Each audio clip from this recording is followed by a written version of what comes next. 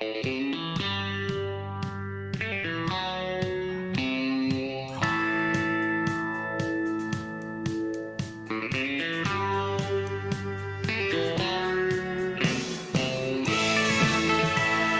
everybody. Chuck Ramsey, the Law Dog, here with you on a Friday, and this is what we call the Weekend Big Show, powered by Law Dog Sports, here with you every Friday morning at 9 a.m., unless there's some scheduling issues for yours truly, or my partner, Jeremy Schroeder, ruler of the airways. Jeremy, I know we're going to talk a lot about the huge comeback that happened last night, but I'm going to say don't call it a comeback when never mind, I won't go into that just yet, but that's the title of this episode, Don't Call It a Comeback, and one of my favorite lines from the 1990s.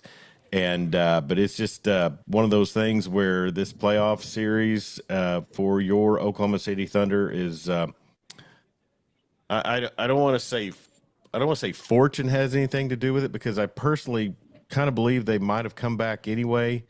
But we'll get into more of that later. But real quick, you put out a tweet last night that the draft and Channel 5 and Damon Lane's weather coverage. See, I'm so prone to say Weatherford. Damon Lane's weather coverage. There, I said it again. Take the hat off. It's weather coverage was interfering with you, and I clued you in, and it was kind of a call for help that our household is in a severely toxic relationship with David Payne. Yeah, David Payne can be entertaining. He's very excitable. Very excitable. Yeah, they were when the storms were winding down last night and they'd put in the full evening, they were they were talking about where to order a pizza from, and I thought, where would you order a pizza from, and now that they're in downtown Oklahoma City? Well, the thing you need to do, which I've done, we usually watch Damon Lane around here. He's pretty calm. He didn't get you all riled up. He's really good. Weather.com. Their radar is fantastic. It's Weather Channel's website. It's kept me from having to garage the truck several times, just keeping an eye on that. Yeah, I guess my weather app on my phone will pull up the current, and then if you want more detail, it goes to weather.com. You got a 24-hour interactive radar on there. You can just plug your zip code in there, and boom, there it is. Oh yeah. It's that's kind of where I go when I was working with KSCY in Seymour a lot. Mark, the owner, he utilized Wonderground, which I think was kind of an offshoot of a bunch of weather guys. But Damon Lane is great, but I just can't handle Michael Armstrong out in the field. He wears me out. I'd much rather deal with Val. And out here in Western Oklahoma, we've got Marty Logan always keeping an eye on things. But it's got to be big business, Jeremy. I mean, the whole weather coverage thing and stuff like that. I don't want to say that they're profiteers, but I mean it's got to be big business, because you can't, in media, how could you go that long without playing an advertisement? Yeah, I know. When I see that the storm is in southern Kansas, like, what are we doing? Yeah. Just throw the map up in the corner and let's get after it. Well, Saturday night, after the tornadoes roared through Ada and then proceeded east, and that was the thing about last night, is those were coming down from the northwest in Kansas, and I guess hit you early this morning. Yep. We were kind of done and out of it by midnight, I think. But the funny part about it, Jeremy, was the fact that you can tell David Payne it's like watching a child go off to college when a tornado moves out of his coverage range. But when it's in his range, man, he's like Mac Brown that year when 45-35 neutral field, it looks like as soon as he found out his team made it, he was like a small child after a jumbo bag of M&Ms. And that is David Payne to a T. Oh my gosh, the energy the man has. he needs to work on the disappointment that he displays whenever it doesn't form. Whenever. Yeah. Yeah, yeah. It looks like this one's gonna die out. Yeah, but he gave us Hook Echo and Mesocyclone, so we're forever grateful for adding that to the I'm vernacular. just gonna say this: if I had my bingo drinking card last night, I don't know if I'd have made this show this morning You'd still because be on the floor. between Screaming Eagle and Hook Echo and Vortices, and now they've got an acronym for some big long mesocyclone type description. I think they have, and I don't know if the media outlets join together, but I promise you, there's some meeting before storm season, which in Oklahoma now it's 10 months out of the year. But I promise you, there's some meeting where there's like creators. They're weather influencers is what they are. They say, okay, how about we call it this year? He said something about a open mouth vortices or so. Oh, it was. It's like a thought experiment. Yeah, it really These is. people are they're gonna Google these terms, they're gonna Yeah. figure out what they are, and then they're gonna be saying this stuff. So we got to come up with new stuff every year. And I'll give him credit, man. I mean, he can hit it on the fly. I mean, I think so much. My wife and I discussed that last night. We're pretty sure that he's just a total ad lib. But anyways, so we are streaming on our YouTube channel, and Jeremy, I'm going to be straight with you. I don't want to. Our YouTube channel is at Law Dog Sports, and I don't want to give Zuckerberg any credit, but it seemed like we got a lot more traction back when we were on the Facebooks. It did, I think, because the majority of our audience is in the Facebook range, so they're on there anyways. Well, we do have some interaction this morning on Messenger. Already. Well, and that was going to bring me Steve to Anderson. If we're going to get into that, yeah, Steve needs to be joining us on the. And my microphone is just all kinds of jacked up today.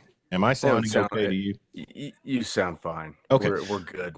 Oh, sounds like it keeps cutting out.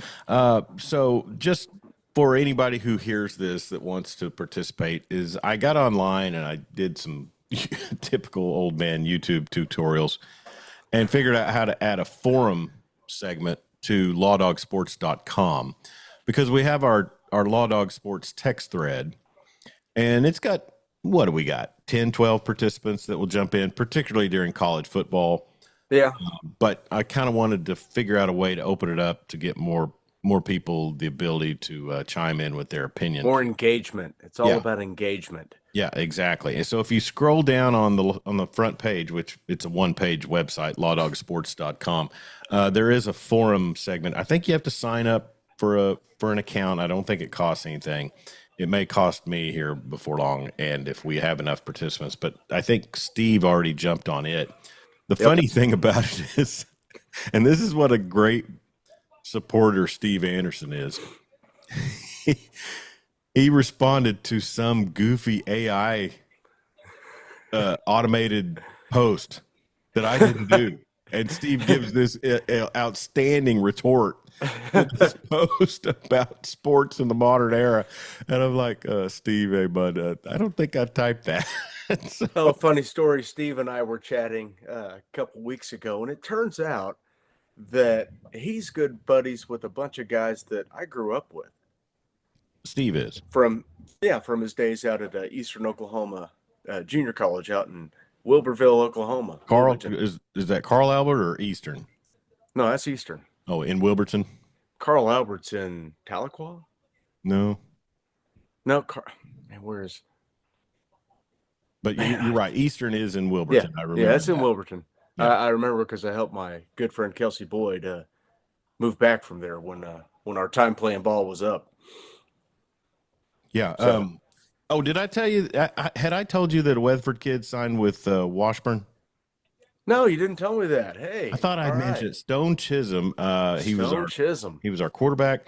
I tell you, it's funny because he signed for baseball, and he's a hard thrower.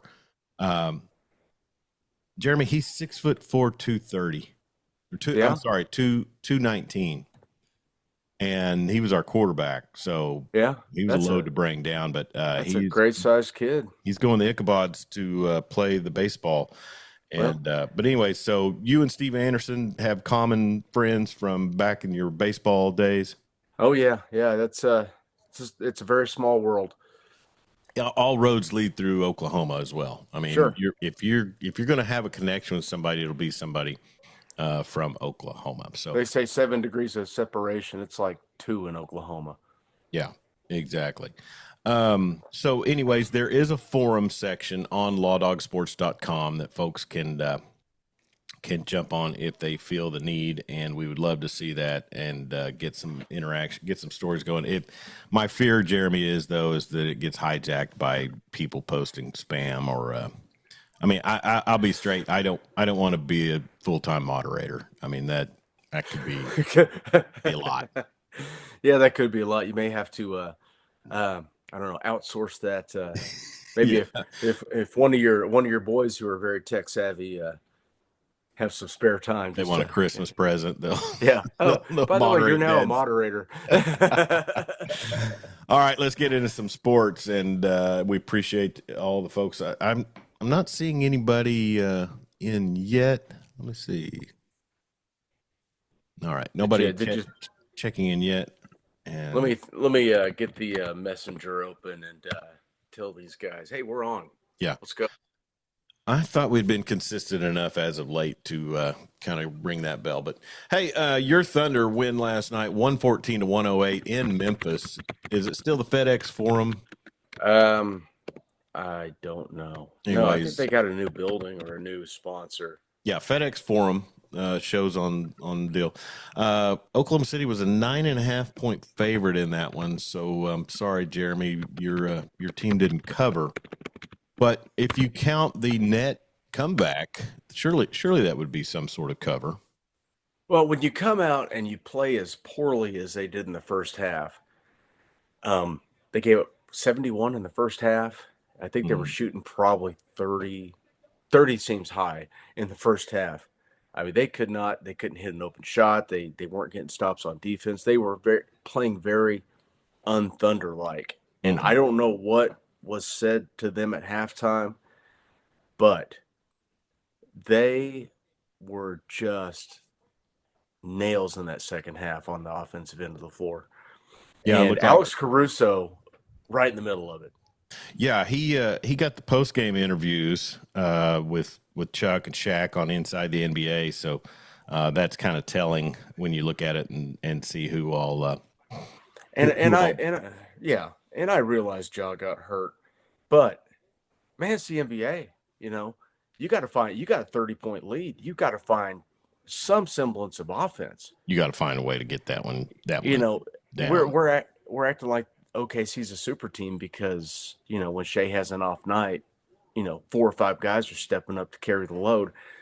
And he wasn't great last night, but, you know, J-Dub had a good game.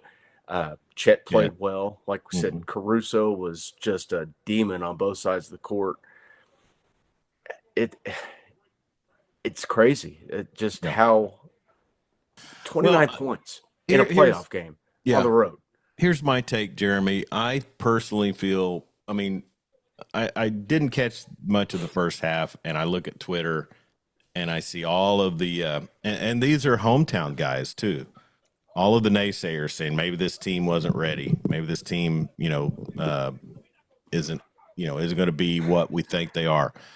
And I remember thinking to myself, well, I mean, yeah, they're down a lot, but I mean, we've seen this team come back from down a lot and later than the first half. I don't think in any NBA game, once you get to the playoffs, that unless it's the 1 and 8 seed and the 1 seed is up by 30 at halftime, then yeah, you can kind of chalk that one up.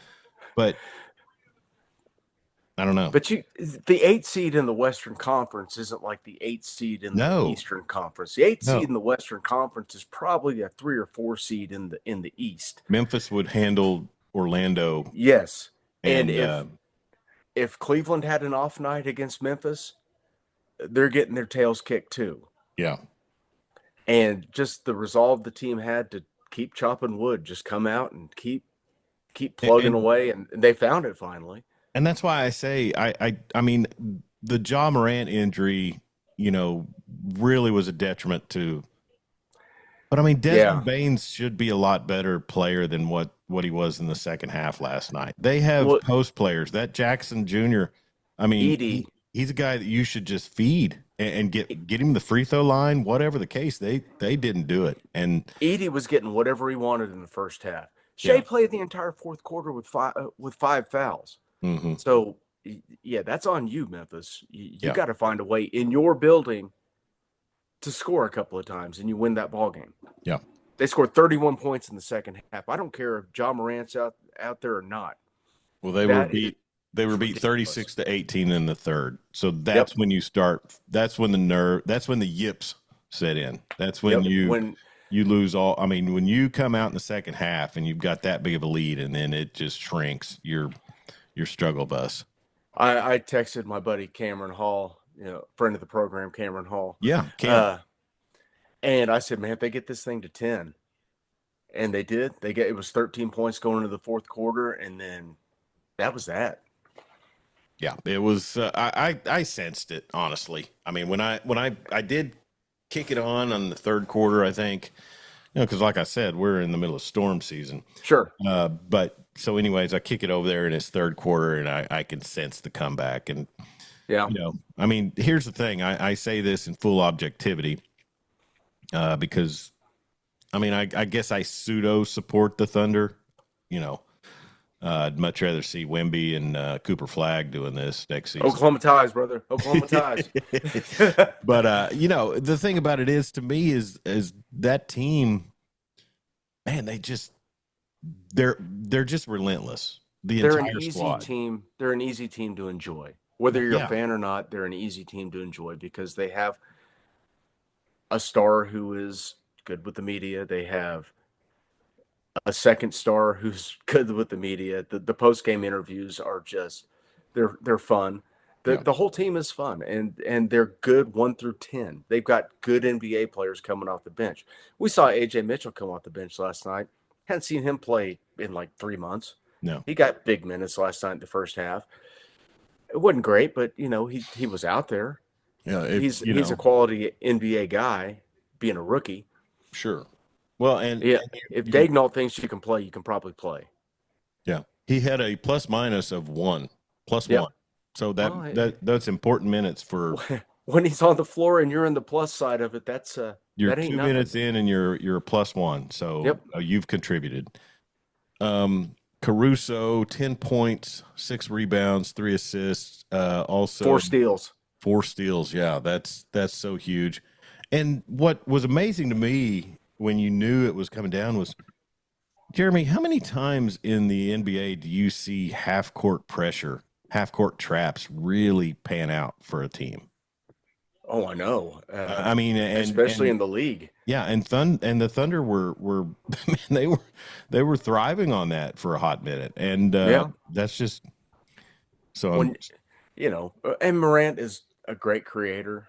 Mm-hmm. I think Scottie Pippen hung his rear end out to dry with that pass. Yes, make the layup, get it. And, I've been watching video all morning, like the Zapruder film. It was like, oh, Dort tried to hurt him. Dort slipped and turned around. He slipped, turns around, and he's inside the circle. So I mean, a competitive guy is going to turn around and try to make a play, and he did. And Ja tried to go Vince Carter in the Olympics and dunk over him or Morant.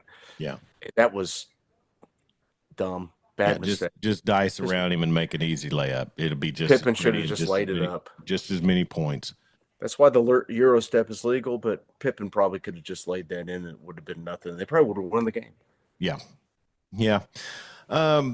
Well, it was a big night for Chet Holmgren. He was 5 of 10 from the 3-point line. He had 8 rebounds, 24 points. Then J-Dub 26, 6 and 5.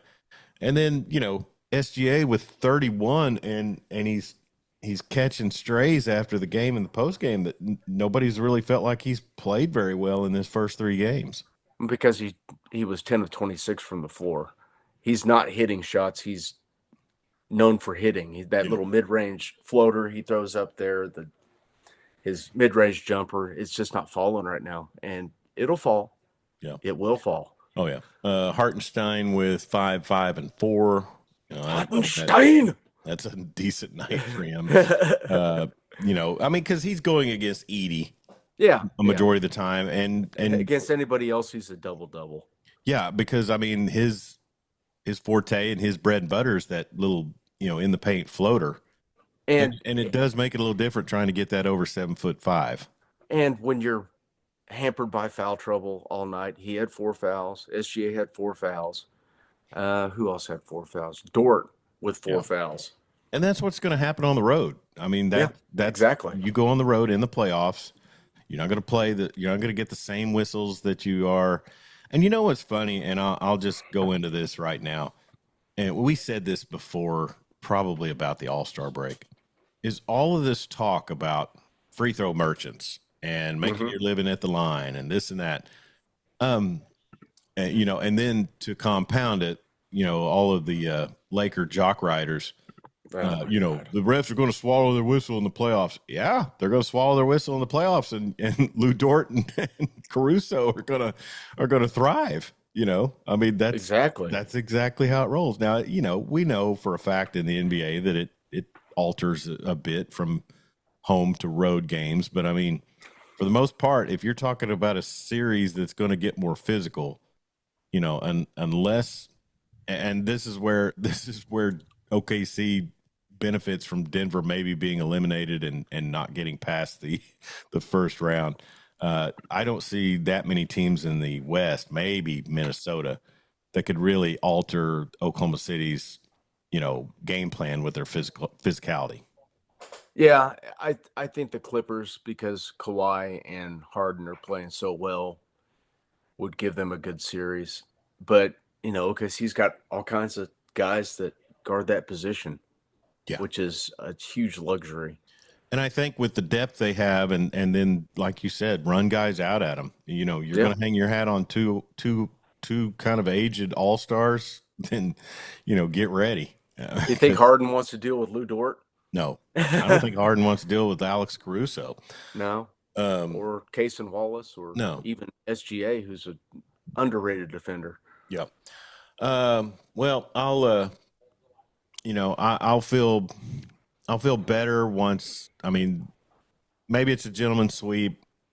We'll see what they say on Ja Morant. Saturday is the next game in the series. So if he doesn't play, OKC is going to hammer him. It should be a sweep. There will be no energy in that building if Morant does not play. He had 15, 1, and 5 before he went down. He was 1 of 4 from 3, but in the highlights, you would have thought he was, 6 of 6. I mean, right. I mean, he wasn't. OKC outscored him by 41 in the second half. I don't think he was going to make up that difference in a half.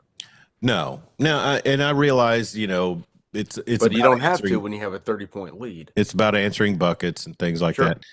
Steve Anderson checking in. Thanks for the heads up, boys. We appreciate you, Steve, a lot. I don't know.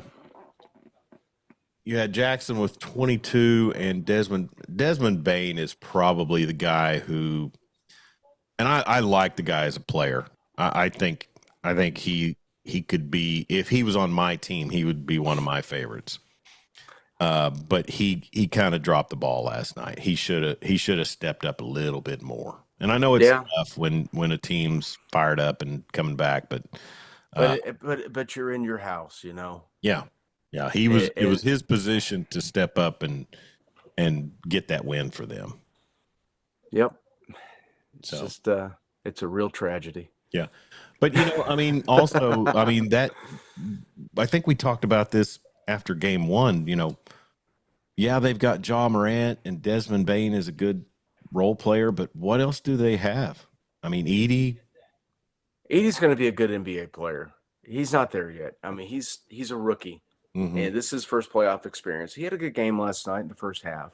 Yeah. I guess he had a good half, but that's not what you're hanging your hat on in the NBA playoffs. So we saw that last year with Oklahoma City when it was their first time, and when they went against Dallas, they were not prepared for that.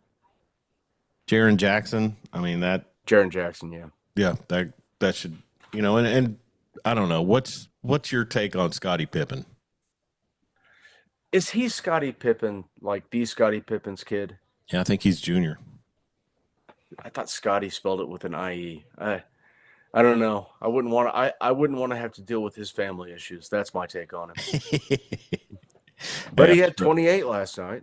I'm scrolling Facebook and somebody made an AI picture of the Loch Ness monster, and he's holding a sign that said, "I need about 350."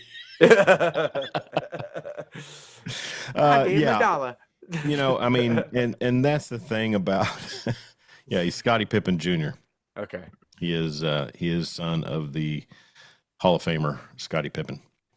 Well, I say that. Let me double check. I mean, the fact that I don't know this for certain. Yeah, see, that's where I'm at with it. I thought Scotty spelled it with an IE. Maybe they're just being fun with it. I don't know. Well, I mean, the formal spelling would be, yeah.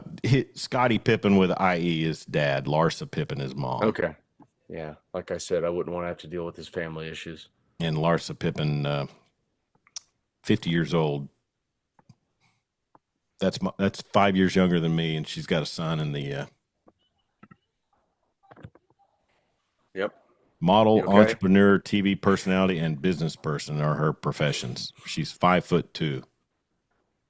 So if Scotty would have found a 6-foot gal, that had a monster child. Yeah, and he'd probably be a lot happier. It's something making that guy happy, All right, so Thunder will have a shot to close things out on Saturday.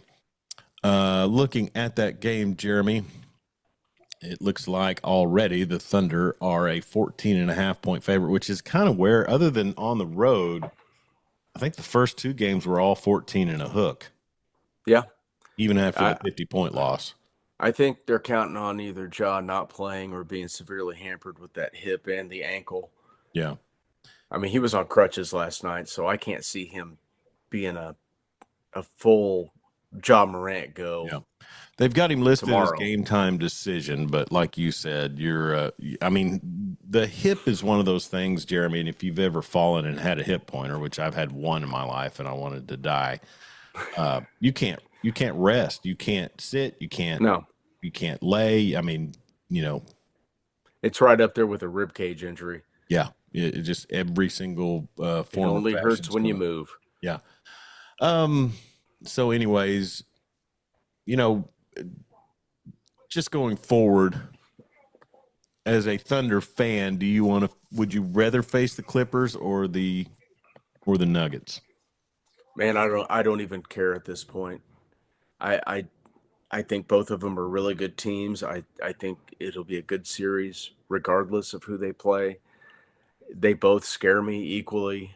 I mean, we got, Joker and a team with a championship pedigree, but then Kawhi at full strength, Harden actually performing in the playoffs, maybe second round Harden rears his ugly head, hopefully. Zubac will give him problems. They both present their own set of problems that give me pause to name either one of them. They're both really good teams. I mean, the Thunder could go out there and win it in 5. They could lose it in 7. They could lose. It could go any. It could do. Yeah. They could do. It could be a. Clippers win at 117-83 last night, and it was Nikola Jokic with 23 points, 13 rebounds, 13 assists. I guess he just twisted it off on his team. Kawhi with 21 and 11. Yeah. Do we need to get that narrative started that Joker is Russ? I mean, he stuffed the stat sheet in a 40-point loss. He got his triple-double and said, "Yeah, my way." Oh Lord. Yeah, he got that 10th assist and said, give it up. Knicks beat the Pistons last night 118-116 after Detroit had tied it up at 1 apiece.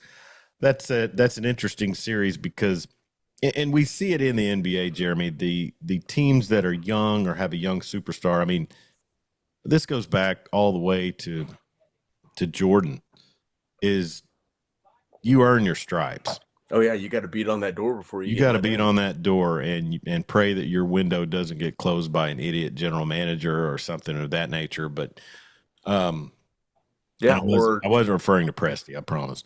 Or you're playing in the Jordan era and you never get to You're go just not while going to he's on top the him. floor. Yeah. No. The only one that came in and didn't seem to have to earn, his stature to me Magic. looking back was Magic. Yeah. Yeah. You're exactly right. I mean, Yeah. shoot, he came in one of his first seasons and His first season they won the title. Okay, so it was his first season. Yeah. They beat the Sixers with him playing the 5. Yeah, because Kareem was out. Yeah. So, anyways, but that team was good before they got him. They had exactly. Kareem, who had won a title in Milwaukee.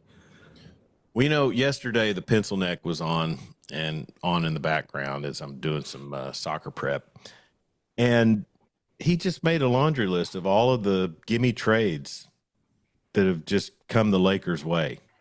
You think Gasol, Kareem, Shaq, the Kobe trade, Kobe.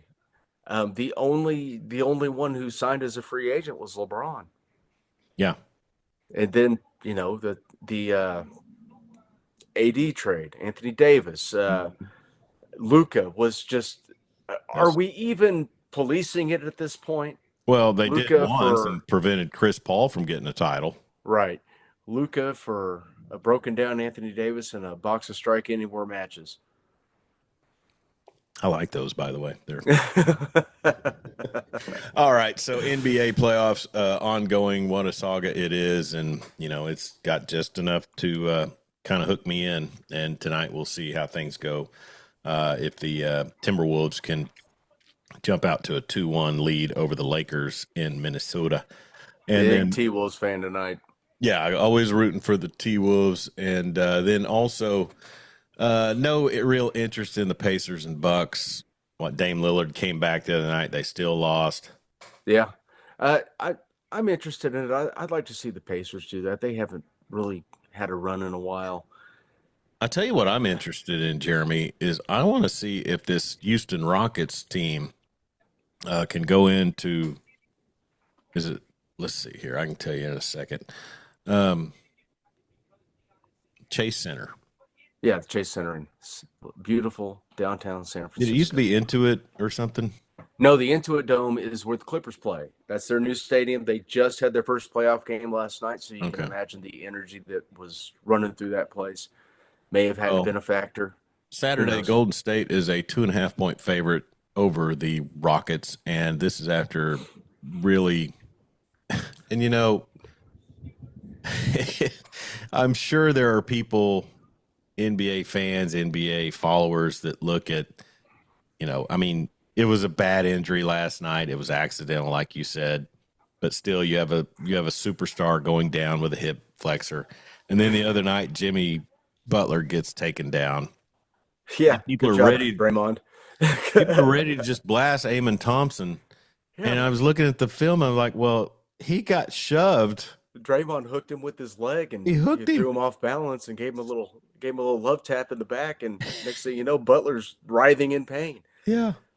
And I'll tell you this, last night on that final play when Chet saved it from going out of bounds, man, it looked like, I think it was Edie gave him a good shove. I thought, man, please don't send him into that please don't hurt Chet. Yeah, that post. Please don't hurt Slender Man. Yeah.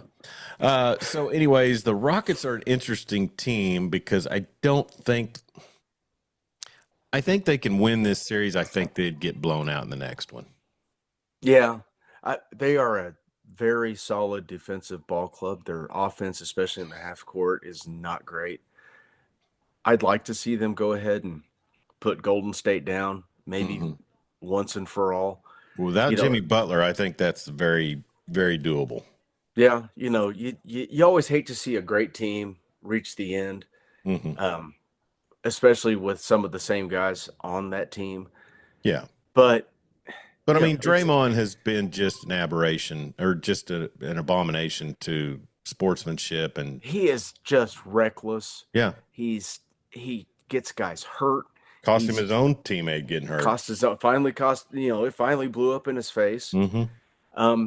But and I was going to mention this earlier when we were talking about Jordan. The best team of the LeBron era was not a team that LeBron played on. It was those Golden State Warriors. Yeah. Yeah. Which goes against that GOAT clause, yeah, right? And just to jump into it, and this is where I was going with I think I was going to comment, having Draymond Green and Dylan Brooks in a series together, if you wanted to make this a more beautiful game, that's really not the way. Yeah. And, I was watching, when I was wasting time on TikTok, there's these guys there called Nerd Sesh. They do trivia. Yeah. And Jordan still has more points in the postseason than LeBron. No. And I was told that because LeBron had been so many times, he's the GOAT. Yeah. But yeah, Jordan still has a few of those records, doesn't he? Yeah, and then I saw a video. I'm not on TikTok, so I think I was on Instagram Reels or something, but some guy's answering questions and he just asked this kid point blank that asked him who the GOAT is. And he goes, I think it was easier to score in 1995 or 2025. And the kid said 2025. He's like, well, there you go. Yeah. I mean, and Jordan would average 50 a game in 25, man. Yeah. And here's the thing. I look back on LeBron's career. When's he ever been totally clocked driving to the bucket? I mean, it is like the parting of the Red Sea when he drives. One day in Oklahoma City, he got smacked in the face and got his nose broke. When was that?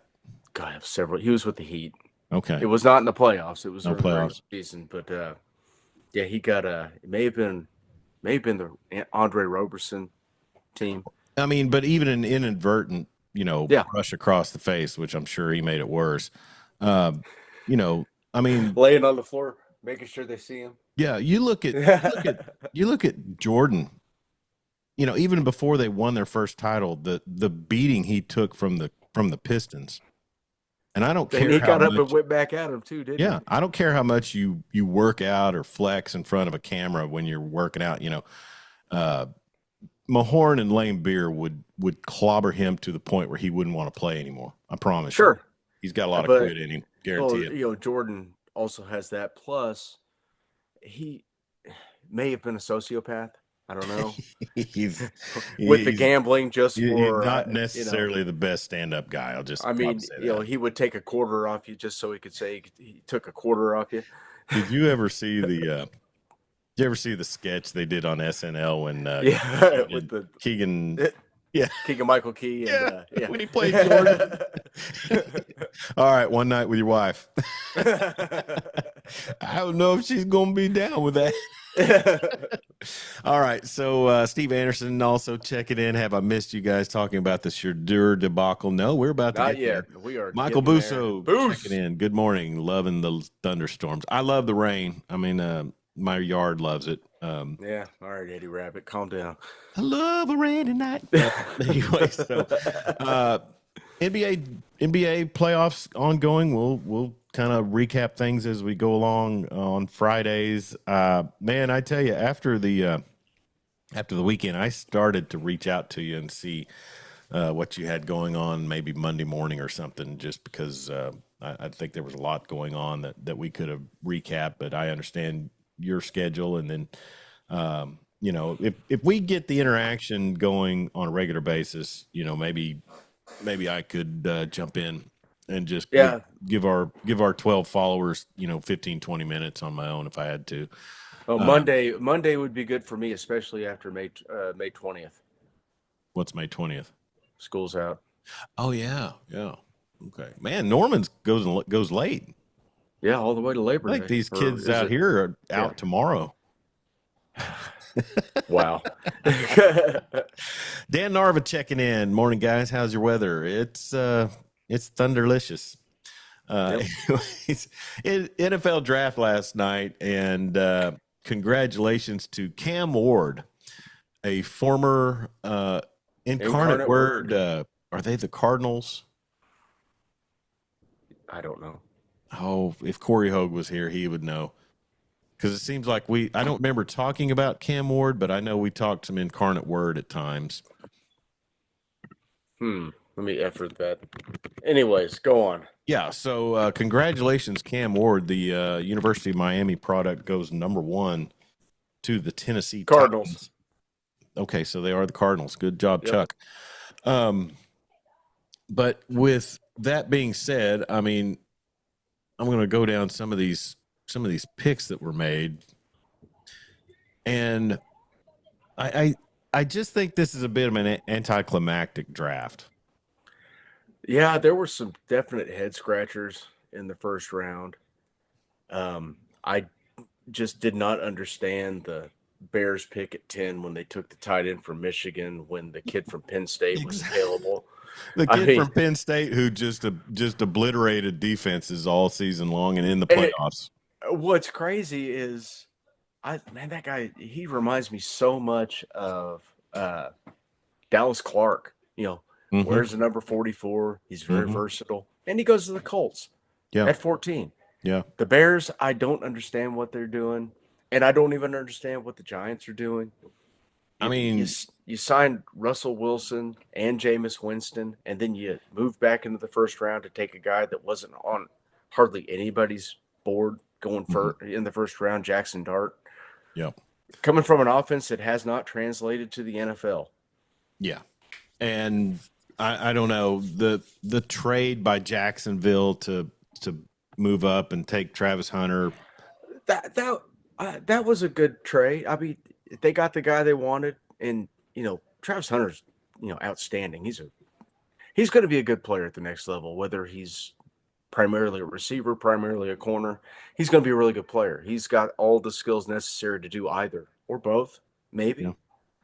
If he doesn't have personal life issues drag him down like that, he seems like he's a good kid. Like that shrew of a girlfriend he has. I think he's one of those kids that is just seem like a good kid, very introverted, and never really, dealt with, never really had girlfriends, and then got mixed up with just a awful person.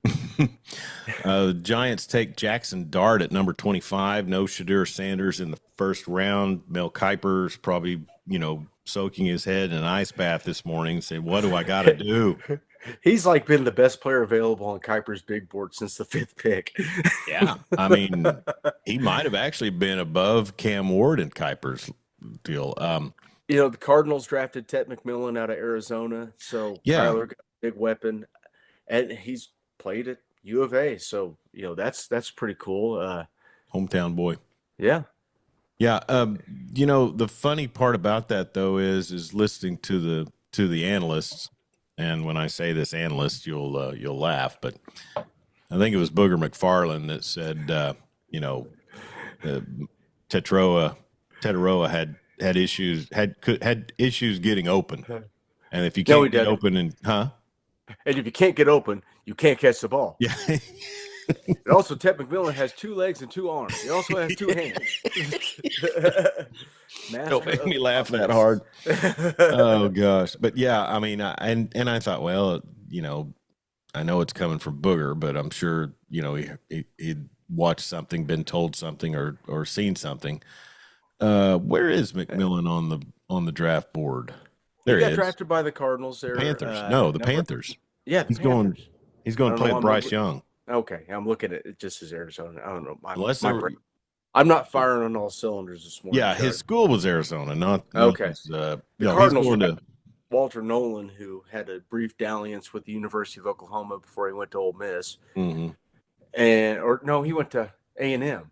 Yeah, and then he went to Ole Miss. I can't keep these kids straight anymore. Buccaneers take Emeka Ibuka from Ohio State receiver. I think the consensus, according to the panel, was that he, Tampa could have used a pass rusher. Well, Bake's not going to have a lack of weapons, so I'm happy for Baker. He's got another good receiver to throw the ball to. If Godwin's hampered at all by that broken leg, it just seems like Mike Evans could, go for 1,000 yards at 50 at this point. So I don't know what the need was there, but the want was strong. They got another really good receiver for Baker. Hey, if you draft a wide receiver from Ohio State, chances are he's going to be a good one. Yeah, he was a good one. He was just out. I mean, he was just outshined by the freshman who could go pro, last year. Oh, I know. Steve Anderson, I think Travis Hunter will excel more when he's not under the Prime umbrella. I'm And going to we are. say this. Go ahead. No, you go ahead. I'm going to say this. Prime is a lot. He is. But as far as his player relations and as far as getting the most out of his players, I don't know that that's an issue that he brings to the table. I think within that circle of Colorado players, if you've got talent and you can play, they're going to do everything they can to let you showcase that talent and let you be the best player you can be. And that's I go from day to day on Coach Prime. I honestly do. There's day and really, if Dion Jr. would back off and never be seen again, I probably wouldn't have a problem with Shiloh or Shadur either. Yeah, you do have a point there. I think maybe it's the overbearing T-ball parent that persona that he's kind of throwing out there with his kids is turning a lot of these guys off of Shadur. Well, think about it. He's turning off guys our age. Yeah. I mean, we're the guys that saw him play, come up from nothing or next to nothing, and then now you're supposed to tell me that these kids that have the high life, are fighting so hard and against so much. I don't know. I don't either. I think Shadur's drop has a lot more to do with Shadur than it does with Dion. Reports that he didn't interview well, like some of the worst interviews these guys had ever seen at the combine. He didn't throw at the combine. He turned down an invitation to the Senior Bowl, which seemed to help Jackson Dart. Yeah. He didn't do a whole lot to help himself going into the draft. Yeah. Well, and I understand there's media personalities that probably literally have to stump for Shadur, because if you don't, there's so much different connotation that can be thrown against you in the public arena. I get that, but obviously the bad interview comments had to come from Joe Shane and the Giants, right? Because they had 2 chances at him. They definitely did, and that's not a front office that I would take any credence in anything they had to say. No, they are not a serious franchise. Now, I'll say this: the Abdul Carter pick, that's huge. I mean, he's going to be teamed up with some defensive front 7 teammates that they will be able to wreak some havoc. Oh, definitely. Is it wreck or reek? Reek. Wreak some havoc. Yeah. We're talking about Abdul Carter, the kid. Yeah, the edge rusher from Penn State, who really, pretty dominant in the college playoffs. Apparently, he's a Micah Parsons clone. A little bit, maybe not as. I don't know. Is the book on? I think he's just more traditional pass rusher. I don't know if he can do all the things, but he's wanting. I think that's his goal, is to be the next Micah. And the Giants are best when they're collecting edge rushers and defensive ends. I mean, let's be serious about it. From Strahan to the guy that blew his hand off to Tuck to was Kayvon Thibodeau. Now you got the Kayvon Taylor. Thibodeau is Thibodeau with the Giants? Yeah, Thibodeau's with the Giants. Okay. He's not been they kind of knew the book on him coming out. He just kind of dominated when the Pac-12 was not the strongest, right? He doesn't have the best motor. Exactly. Steve Anderson, Prime is always about Prime. He overused Hunter and got away with it. Man, this sounds like a disgruntled OSU fan. I'm just going to say, under starter coach Travis Hunter is going to be amazing because he's got heart on top of amazing athletic ability. I can't argue with that, but we'll see. Yeah, I would tend to disagree with the overuse part. I mean, he's the best guy you got on the field, right? You got to find ways to get those guys as many snaps as possible. Yeah. Maybe a bit overuse. He didn't return kicks, did he? Not to my knowledge. God, please tell me he didn't return kicks. No, okay. Only an idiot would use their starting running back to return kicks in a game that didn't bear on that. Well, I see where you're going with that, but well, I'm glad you saw it because it's pretty blatant. Marco Murray. Marco Murray. I tweeted back in the I tweeted back in the college football season. I like Travis Hunter a lot more when he was called R.W. McQuarters. Uh, but now Travis Hunter with the Heisman and the retired jersey. I just got to think there might be some buyer's remorse from Buff Nation to retire a second round draft picks jersey. Yeah, you can't retire his jersey before you retire Cordell Stewart. You can't. No, no. You can't. You What can't was do it 2 what months was after his the nickname at season is. Pittsburgh? Slash. Flash. That was it. Yeah. Some good years there for the Steelers, which also it's interesting, Jeremy, that the Steelers take a defensive tackle out of Oregon and not a quarterback. So I think the Kuiper flock was really hoping that would be The Steelers are getting back to the roots, yeah, When you run the say, ball. okay, what lineman are the Steelers going to take in the first round? And here we got a D tackle, Derek Harmer from Oregon. Okay. So round 2 begins today. Number 33 pick is the Browns, the Giants at 34, and the Titans at 35, and then the Browns pick again at 36. Do I call my shot? Go ahead. That's what we do. Shedeur Sanders, you are now a Cleveland Brown. He doesn't have Enjoy baseball your to fall second or back. third stop before you have any kind of success. He doesn't have baseball to fall back on, does he? He's just No, got he dad's doesn't. money. So He Michael made it. Busso- He made some money on his own NIL. Sure. Michael Busso, which team would pick up Sanders? Jeremy just called his shot. It could be Pittsburgh. Pittsburgh's not going to roll out there with Mason Rudolph, are they? Yeah, but Pittsburgh doesn't pick until the 3rd round. Well, I mean, they could trade. They could into trade the up, second but- round. I don't see. Maybe they're waiting on somebody to get released from the Giants. Maybe they're waiting on Jameis. You imagine how fun Tomlin and Jameis Winston would be together. Oh yeah, yeah, That would be awesome. yeah. The Just put Jets, them on the stage together and let them argue. the Jets definitely seem to have just gathered up and collected a lot of also ran quarterbacks. Sadly, I don't know. Now Justin Fields is still in Pittsburgh, right? No. Justin Fields is with the Jets. So they were putting. Where'd Russell Wilson go? The Giants? The Steelers. No. He's with the Giants. Him and Jameis are both with the Giants, and they drafted Dart. So I would. Man, I lost track quick. I don't want to try to get inside of the head of Joe Shane because the man is an idiot. He's a fool. But he's got to let one of them go, right? Just for cap purposes. I would think. I mean, if you just drafted a kid in the first round and let him be the backup. You don't need Jameis or Russ. One of them's got to go. You paid both of them. You can't pay both of them. One of them's got to go. Cowboys will take Shedeur in the 2nd round because of Jerry. Steve Anderson. Cowboys took a guard in the 1st round. Yeah, a guard that apparently didn't run a 40. He ran 10 yards, but he's an Alabama kid. Sadly, a lot of that player, Tyler Booker, man, it's rough, Jeremy. When your team loses a lot of games in the SEC, man, that the highlight reel at the draft is pretty much everybody just dominating Oklahoma. Yeah. Well, except for Alabama kids.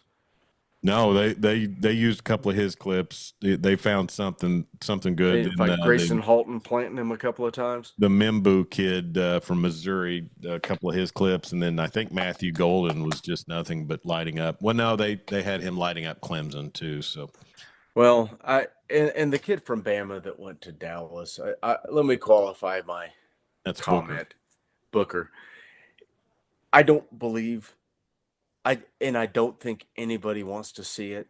I don't believe offensive linemen should ever have to run a 40-yard dash at the combine. There are other ways to measure explosiveness, athletic ability. Have them jump. That's great. But 10 yards, 3 yards. The way the league is now, 3 yards. The shuttle drill, Sure. But, how fast can you get from here to 3 yards? Because with so many RPOs, you're going to be downfield if you get to 10.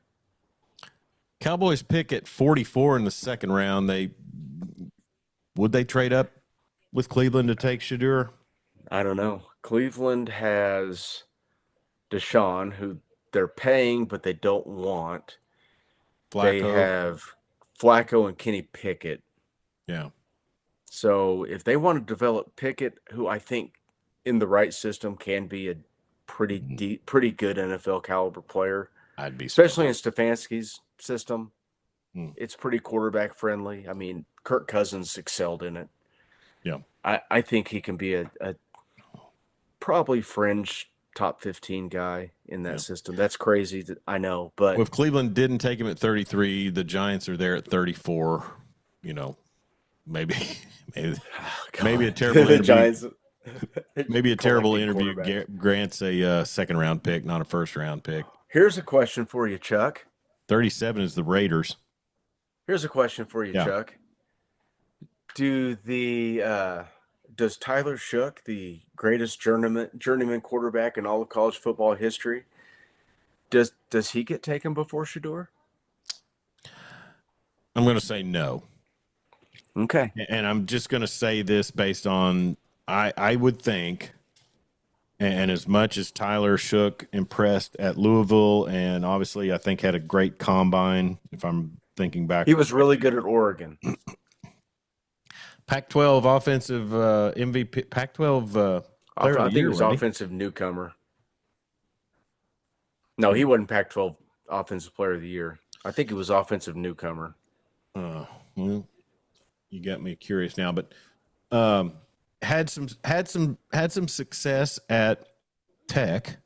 Mm-hmm. Couldn't stay on the field though. Just couldn't stay healthy.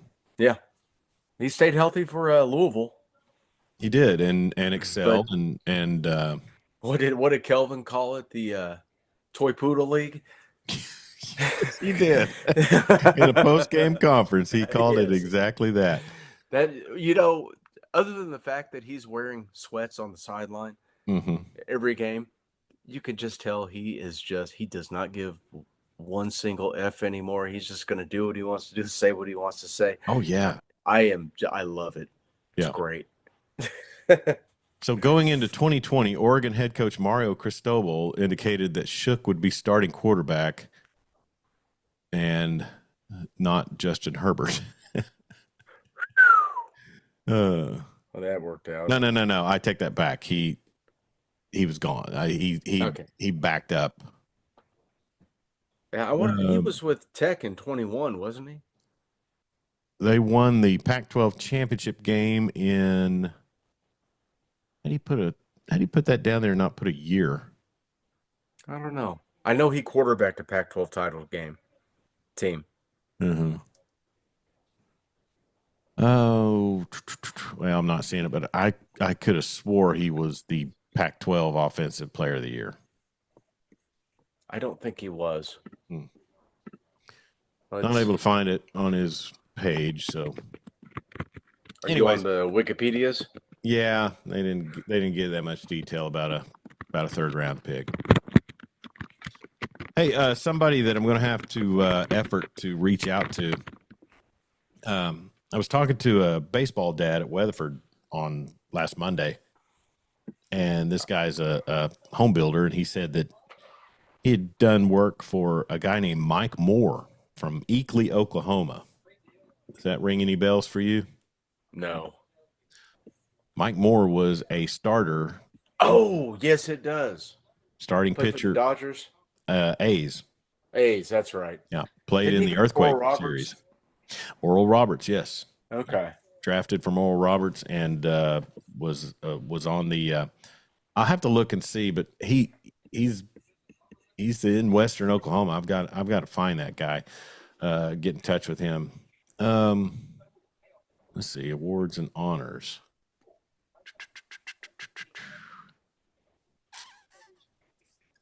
I think I went through I couldn't find it when I looked it up, so I just went through Pac-12 players of the year, and he was not on that list. Not on there. Okay. Maybe he was a freshman or newcomer, whatever.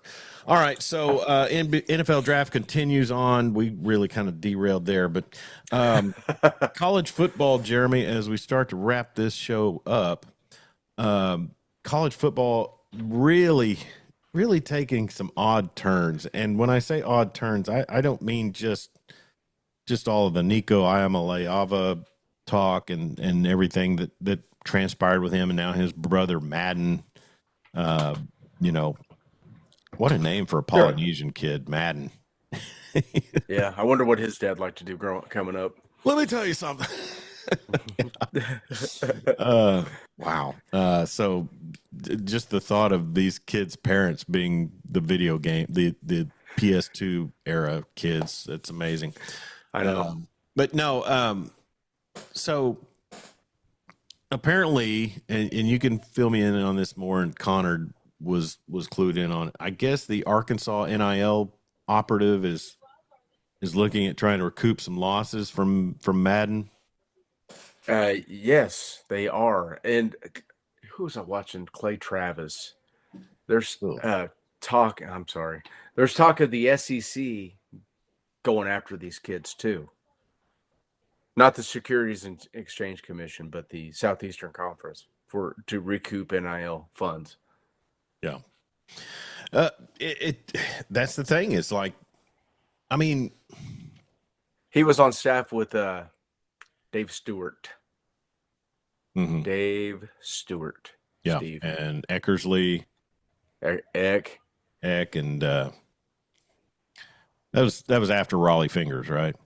Yeah, that was Catfish Hunter was not on that staff. No, but Dave Stewart was a mean man on the mound, and then Eckersley.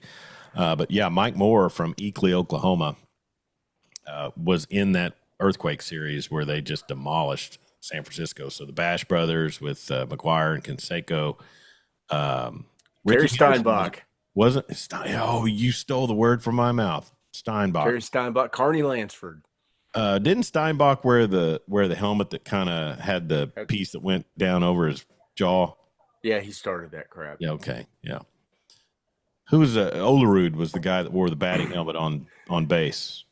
Yes, when he played in the field. Yeah, well, he had an aneurysm and had brain surgery. And, he never played a game in the minor leagues. Really? He went straight from Washington State to the Blue Jays. Wow. I'll tell you this, he was a solid fantasy first baseman back in the 90s. That guy was a great hitter. Yeah. Just him and Mark Grace were about the same guy. Yep. Dan Narva, Terry Steinbach from New Ulm, Minnesota. Yeah. All-Star game MVP, Terry Steinbach. Yeah, there you go. Carney Lansford, that was another. Was Ricky Henderson on those teams as well? I think he was. Yeah. Oh, who was Dave? Was it Dave Parker or Dave Henderson?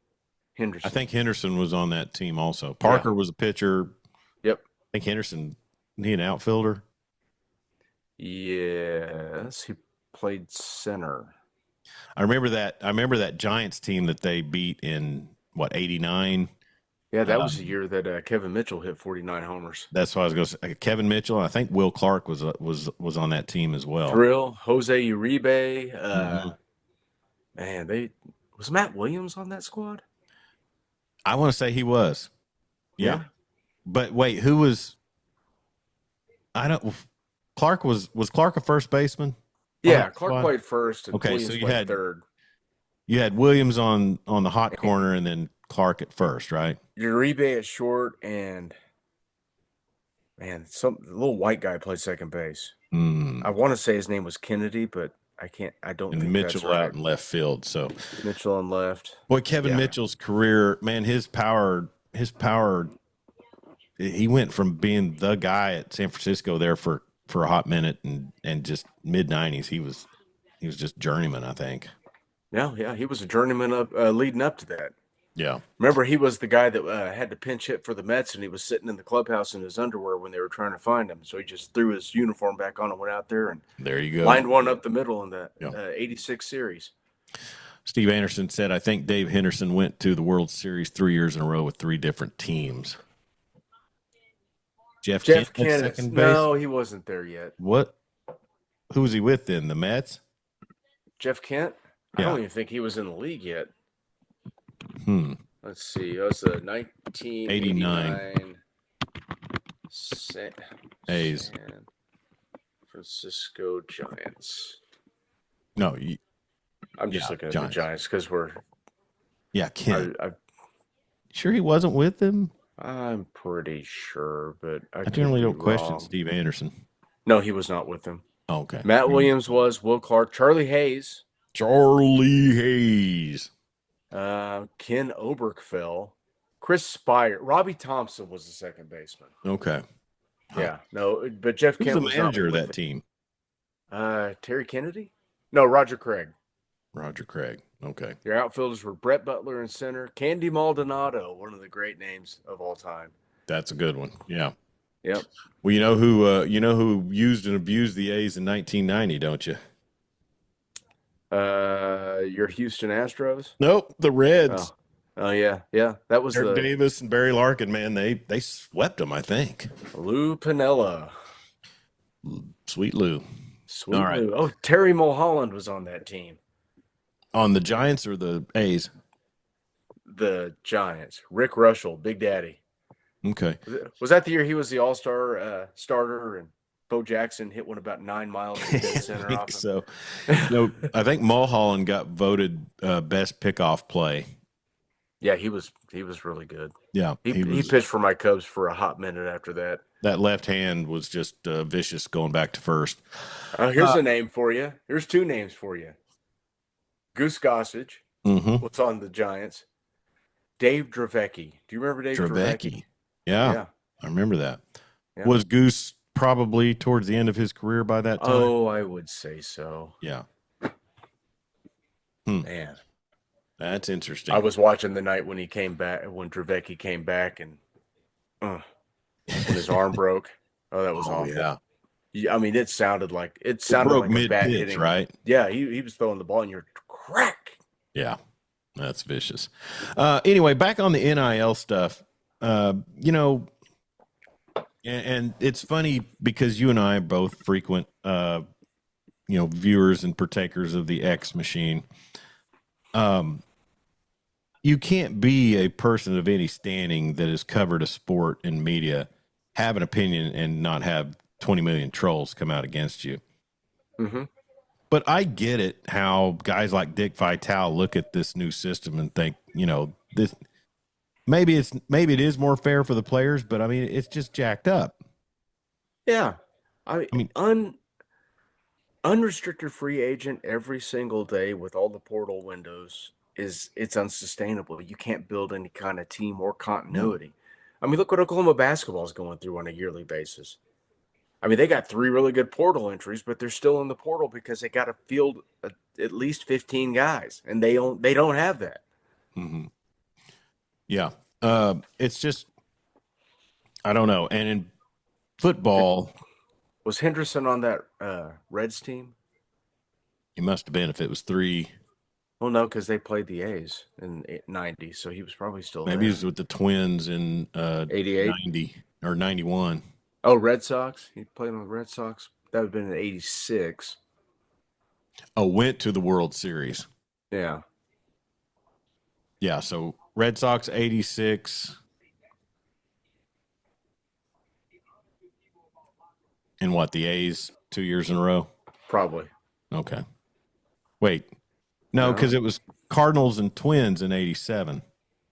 Yeah, I don't even know, man. I do.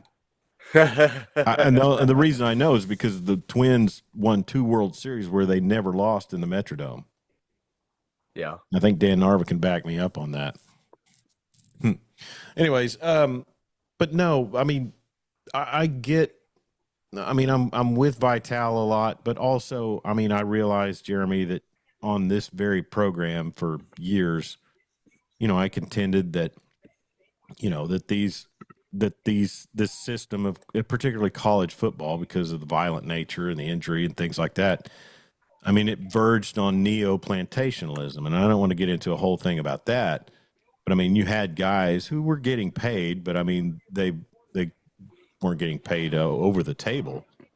But then, and I look back and I just say, you know what? If you just would have let a freaking Heisman Trophy winner who stayed in school, collect some money for his freaking autograph, you wouldn't be in this position now. Or maybe you would be. Maybe the O'Bannon suit, all of that stuff. But I don't know. I just they've got to cap it at some point. They need to cap it. They need to limit transfer windows. Everybody, you're based on your value. There's a cap. There needs to be a cap. Quarterbacks get a percentage, and just cascade from there. But this is not sustainable. It's not. And Heupel in Tennessee, they took a stand, and now Nico went from $2.5 million a year to what's he going to clear, about $880 in California because property taxes and But here's another thing. I mean, and this is where the internet's undefeated. These quarterbacks that put up these outrageous numbers, the Twitter guys, the Twitter fact checkers will break down where you made the hay of your stats, because they did it last night on Jackson Dart. Yeah, he had some SEC games where he was just not real good. Yeah, he was not great in conference last year. No. And what he had, really his best game against a quality opponent would have been Georgia, I guess. So, he I think I hear TV in the background, Buck. But anyways, I mean, it's nothing against your TV, but man, to think that Molly Karam would be heard on our. Well, that was not Molly Karam. That was Mina Kimes. Oh my God, he works. Okay, here's my thing.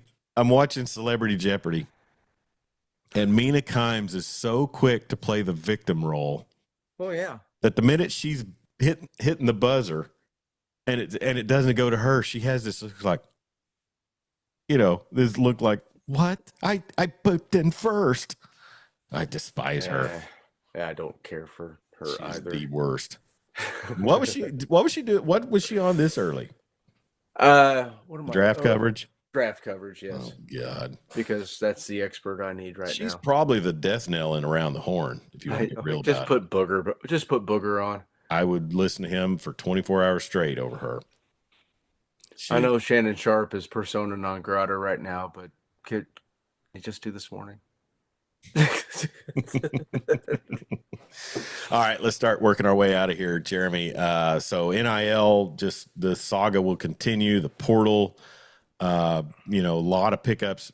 Texas picked up a big defensive lineman from Syracuse, which, that I'm guessing Lambeau of Austin's probably stretched out their leases. Yeah, and let's see, Oklahoma picked up a Polynesian kid from Utah and a kicker. Okay, they'll need. Yeah, I don't know if we were on the air when David Stone. No, we missed that whole saga. Yeah, we were off the air, and he hopped in the portal, and that happened right after we recorded, and then by Monday he was back in the fold. Easter. Okay. Yep. Yeah, because our friend Travis Davidson really about went heretic on us with the with the resurrection metaphors. Well, when Nagy said this can't happen here, I guess he meant that. Whatever he did, he's earning his paycheck. Yeah, you got to keep those. I know he was passed on the depth chart by some guys, but he's going to be a really good player. Well, and that was an interesting thing last year. Was he comes in as a true freshman, and then the long-haired kid, Jaden Jackson. Comes who was his teammate at IMG, who was a 3-star, but he was really good last year. You bring Dominic Williams in, really good last year. Grayson Halton played great last year. Who was the other kid? Man.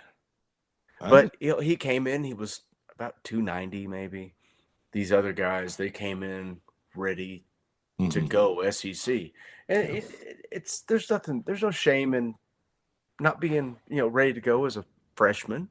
But you know what? I mean, I could see a situation where at these academy schools that the not just the administration or the coaches, but just their teammates and things. I mean, I'm sure it's a situation where, if you're not being looked at, in your first season and not getting, your star shine, that it probably works on their head. And Probably. then what's the first thing a young kid does when something like that happens? Run Looks for for the greener hills. looks for Yeah. greener pastures, you know. Well, And apparently it kudos, was huh? apparently it was some family issues. Well, sure. And that, but he's from Dale City, right? Yeah, he's from the Mid-Dale area. Yeah. So unless the family followed him to Florida, I don't know. But you know, I mean, and here's the thing, and you've got to check me on this too as we go forward. You know, before casting a widespread judgment, you know the facts, know the whole situation, and Lord knows that fan base Twitter groups don't. But you know, we try to do a little bit more than that here. But I'll say this, you know, the system has changed to the point to where, you know, Venables and Nagy were lucky in that they were able to talk some sense into this young man, because I think he will be able to flourish better in this situation with, you know, with what Oklahoma has at their disposal, you know, as far as his fellow teammates. But I would be surprised, you know, if you get that lucky again in the future with some of these spot guys. And then I tell you what just drove me insane was even Dean Blevins, you know, running the flag up the pole about, oh, you can't handle 5 stars, you know. Well, yeah, they've got a little bit of a checkered past with 5 stars, but to me, it's more of an indictment on the whole recruiting ranking system. What about the 5 stars that did flourish here? Well, Mixon and who else? Adrian Peterson. Sure. Was Gerald McCoy a 5-star? He was. So was Gerald Tommy McCoy, Harris. Tommy Harris. You know, I mean, there's Jeremy Calhoun, Trey Matuire. Those are 2 that just jump off. Well, Matuire wasn't anything the university did. He was just and when those 5 stars go somewhere else and don't flourish, you know, that's the thing. You lose a 5-star and they go to, you know, they go to Arizona State and just dominate, then yeah, that's an issue. But if they're a 5-star, you bring them in and everybody else wanted them too. That's, you know, I don't know. It's yeah, the scouting services are not. It's not an exact science. no. You know, they had the big linebacker that came in when Riley was the coach, who was a 5-star, and I don't think he ever played. Yeah. And what's that? Caleb Kelly was a 5-star. Who? Caleb Kelly. Yeah, and if not for injury, I mean, he was a heck of a player, I think. Yeah, he was a good player, but I mean, you know, he never got to take that next step because, you know, he was hurt. I think the problem is that 5-star generally equates NFL ready within, you know, 6 months to a year, and it's never going to work that way. There's only one of those guys that I can think of in my lifetime that I've ever seen, and that was Adrian Peterson. Tommy Harris, probably. Yeah, maybe an off season in, you know, with a pro team, not just, I don't know. But yeah, Peterson was NFL ready. I don't know. But, you know, here's one thing that I look at also, Jeremy, is with these players, and we'll just make a loop back around the draft. You know, Shadur goes in the first round, Shadur goes in the second round. Jackson Dart goes to the Giants in the first round. The Giants have been awful with their first round picks. Yep. Cam Ward may never get out of, you know, a situation with Tennessee where they're anything but, you know, just a perennial top 5 pick team. So, and they take a quarterback every year. Yeah. And how many quarterbacks do we see? I mean, Brock Purdy, Mr. Irrelevant, has quarterbacked in a Super Bowl. He may sign a new contract here soon. So I don't know. Anyway, hey, let's get on out of here. And what a fun show it's been, man. A lot of interaction on our YouTube page once our faithful woke up, got around. Steve Anderson. I think Steve's probably an early riser. Dan's in a little different time zone with a job. Busso joining in with us. We appreciate you guys so much. What do you got going this weekend? Just ducking storms? Ducking storms. We'll see. Guitar lesson this afternoon for the kiddo. So. Oh, how's she coming along? Good. She's doing really well. She ready to crank out some Eruption yet, or what? That'd be awesome. Have you seen those 2 Spanish girls on Instagram that one's a little drummer and one's a little guitarist? I think so. I'll send you. I'll find it because they pop up on my timeline. Okay. They're pretty amazing. It's Yeah. pretty wild to watch them. All right, he's Jeremy Schroeder, ruler of the airways. I'm Chuck Ramsey, the Law Dog. This has been the Weekend Big Show. Thank you for joining in with us on our YouTube channel. Please subscribe to our YouTube channel at Law Dog Sports. Also follow us on social media, Instagram, Twitter X, and Facebook at Law Dog Sports. Also listen to our podcast episodes at your discretion, at your convenience on Spotify, SoundCloud, Apple Podcasts, and Amazon Podcasts. You can get all of our links on lawdogsports.com, and also jump in on our forum on lawdogsports.com. It's easy to get in there and talk sports with us. So for myself and Jeremy, be safe out there. Don't text and drive, and sure don't drink and drive.